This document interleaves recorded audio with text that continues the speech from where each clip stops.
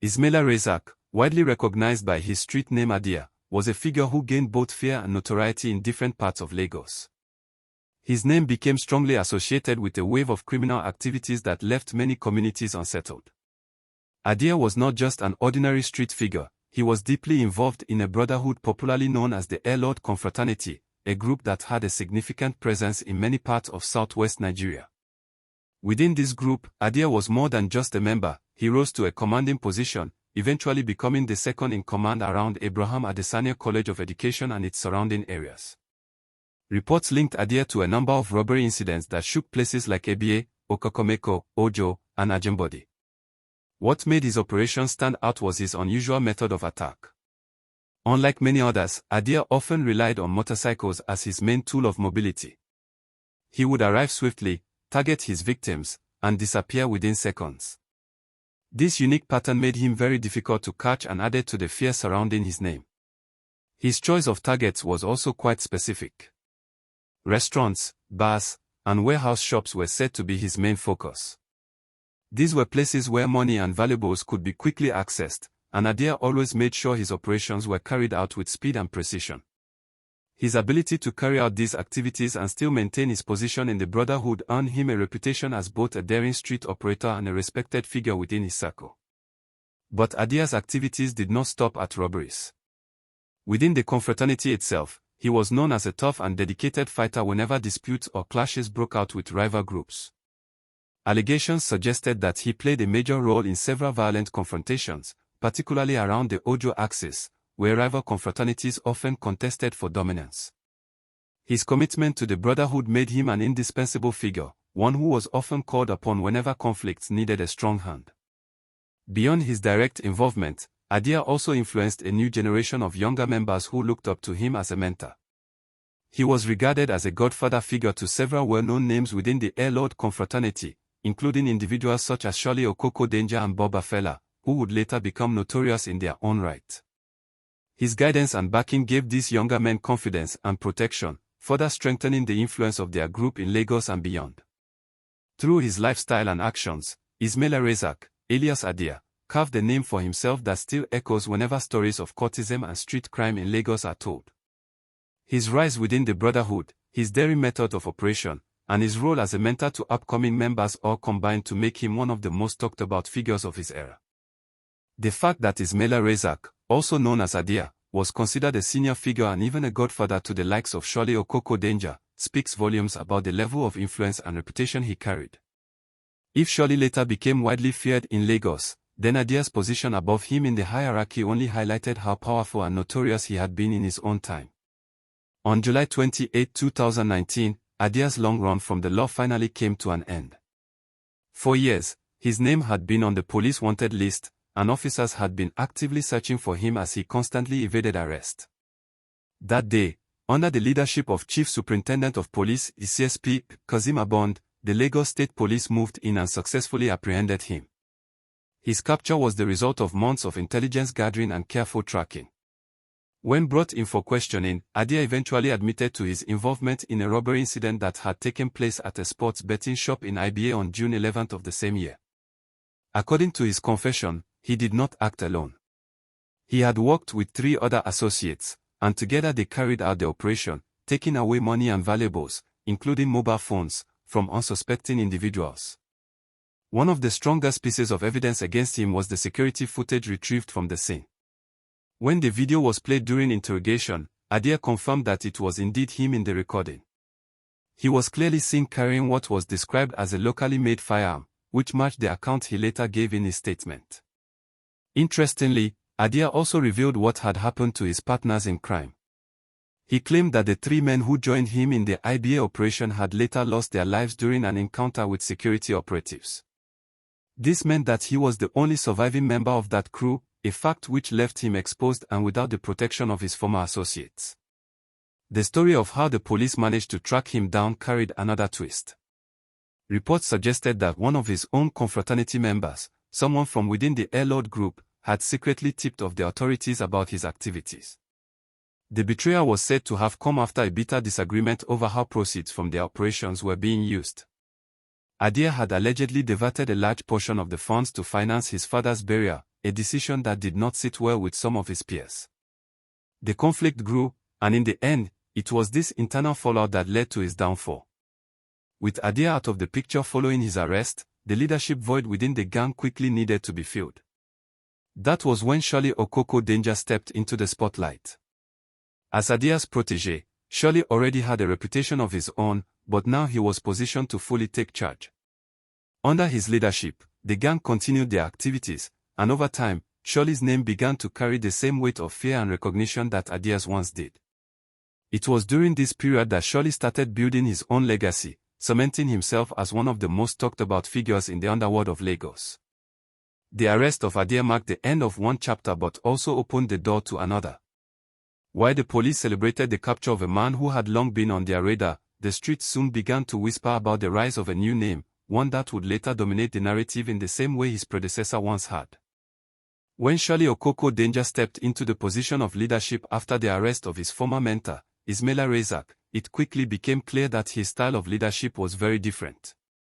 His reign was defined by speed, aggression, and a complete unwillingness to be challenged. While Rasaq had been known for calculated moves and a certain level of strategy, Sholly's era was marked by bolder and more daring actions that shook his community even more. Not long after assuming control of the gang, Sholly began to make his presence known in dramatic fashion. He gained a reputation for directly confronting anyone who stood in his way, and unlike Rasaq, who was more methodical, Sholly seemed to thrive on creating fear. Reports from the time suggested that his operations were not just about acquiring money or valuables, they were also about sending a message of dominance. One of the most significant turning points during his leadership came with an incident at Afromedia. It was said that Sholly engaged a police officer in a deadly encounter, and in the process, he managed to take possession of the officer's firearm, a sophisticated AK-47. This weapon became a symbol of power for him, setting him apart from other members of the confraternity and even other criminal elements in the area. Possessing such a powerful gun gave him a distinct advantage, and it soon became clear that many others within the Airlord group looked up to him with a mixture of fear and respect. With that weapon in his hands, Sholly was seen as almost untouchable. His authority grew rapidly, and loyalty to him became unquestionable. Anyone who dared to challenge him or show disrespect reportedly paid a heavy price. He ruled with a kind of strictness that ensured obedience from those around him. A story that was often told about him involved an incident at Aleba Road. It was said that a heated argument broke out between Sholly's gang and a man who had crossed paths with them. Rather than allowing the matter to cool down, Sholly and his men escalated it to a fatal conclusion. This incident sent shockwaves across the community, reinforcing the belief that Sholly would never hesitate to assert his authority, no matter the cost. During this period of his leadership, Sholly was not alone. He relied heavily on a trusted lieutenant named Bobafella, who acted as his right-hand man and second-in-command. Bobafella was known to be just as ruthless and loyal, helping Sholly consolidate his control. Together, they created a fearsome partnership that left many areas around Ojo, Eiye, and Aleba on edge. However, their reign did not last forever. As the police intensified their crackdown on cult activities and armed robberies in Lagos, Bobafella was eventually arrested. This major blow to Sholly's camp forced him to retreat from public view. Sources claim that once his second-in-command was taken away, Sholly went into hiding, perhaps realizing that the net of law enforcement was gradually tightening around him. The story of Sholly Okoko Danger stands as a striking example of how quickly power can change hands in the underworld, and how each leader leaves a different kind of mark. His time in charge was shorter compared to Adia's, but the impact he made during that period was one that people would not forget in a hurry. After the arrest of Ismaila Rasaq, better known on the streets as Adia, many people believed that his story had finally come to an end. With the serious allegations against him, ranging from multiple robberies to violent clashes, the expectation was that he would spend a long time behind bars. However, to the surprise of many, Adia was later said to have regained his freedom. The exact circumstances surrounding his release were never fully clear. Different accounts circulated in the community, each pointing to a different reason why he was suddenly back on the streets. Some believed that he had powerful connections, influential figures who benefited from his activities and were able to use their influence to secure his release. According to this version, Adia was too valuable to certain people, and they ensured that he would not remain in custody for long. Another account pointed to what allegedly happened during a police raid on his home. Reports suggested that when security operatives stormed his residence, they were unable to recover any of the firearms he was accused of using in his operations. It was said that his wife had quickly moved the weapons out of the house, handing them over to someone else to keep. With no weapons found, the evidence against him became weaker, and this loophole may have played a role in his eventual freedom. Whichever story was true, one thing was certain: Rasaq Adia returned to the streets not long after his arrest. His comeback shocked many people who had thought his era was over. For a while, he seemed to blend back into the underworld quietly, but his name continued to carry weight in confraternity activities across Lagos. By the year 2024, however, Adia's story took its final turn. During a heated confrontation between two rival groups, the Black Axe and the Air Lords, Adia was reportedly caught in the middle of the violence. Accounts claim that a special squad from the rival confraternity specifically targeted him, and during that clash, Adia was struck down. After years of escaping law enforcement and surviving dangerous battles, his life ended not in the courtroom but on the same streets where he had built his reputation. Interestingly, Adia was not the only one to meet such an end. His one-time ally and protégé, Sholly Okoko Danger, who had also built his own fearsome name, was said to have been eliminated in a similar manner. Both men, once seen as unstoppable forces in their circles, eventually became victims of the same violent system they helped sustain. The lives of Adia and Sholly are reminders of how cultism and street violence never lead to lasting success. For a while, they may have seemed untouchable, but in the end, the same lifestyle that gave them power also consumed them.